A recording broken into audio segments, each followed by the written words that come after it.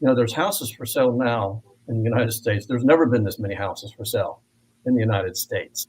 Part of that was people weren't sure what was going to happen after COVID. Some people were, bought outliner communities, and now they're being called back into the office. So that work from home market is shrinking up a little bit, not a great deal. Then, of course, if we look at median current prices, $409,000 is a significant price increase.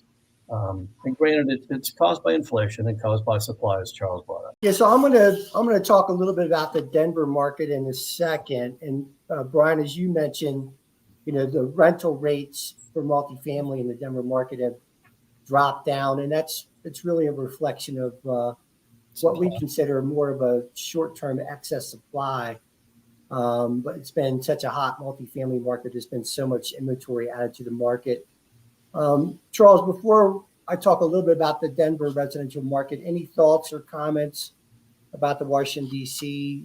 Residential market, extended metropolitan area? Well, it seems to me there's two things. I have a question for Brian after this. That in the D.C. market, there's not large areas of land to develop residential properties. I mean, you just don't. In Denver, you do have areas where we know we can push more housing over here, where you'll drive and you'll see open land. You just don't see that in the Washington area.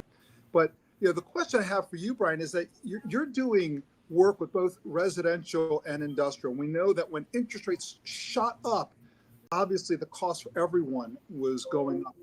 But how do you see the difference in activity in the residential market as compared to the commercial market as interest rates went up? And what do you expect to happen as they start coming down a little bit? Well, I guess everyone understands that for the last 200 years, the average interest rate for a residential house purchase has always been 7%. And now I know after a few years where we were getting 2.4, we're a little spoiled right now, right? So people are a little sensitive. However, I'm telling you, we have more buyers than we did the previous year, because at 6.8%, with the promise, here's what's really interesting to me on the residential side. You can refinance for free now in the next 2 years with most lenders.